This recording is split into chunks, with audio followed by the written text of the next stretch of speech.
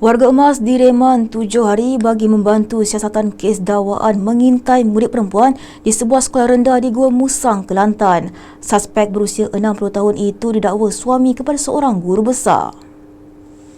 Ketua Polis Daerah Gua Musang, Superintendent Sik Chun Fu berkata reman terhadap suspek bermula semalam bagi membantu siasatan mengikut Seksyen 14(A) Akta Kesalahan Seksual Terhadap Kanak-kanak 2017.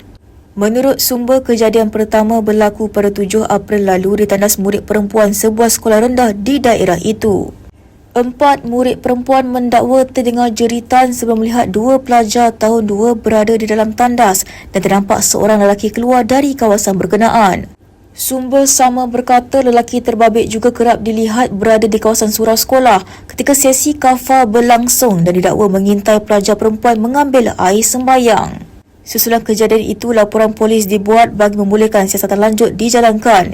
Kes berkenaan turut menimbulkan kebimbangan dalam kalangan ibu bapa dan murid sekolah terbabit.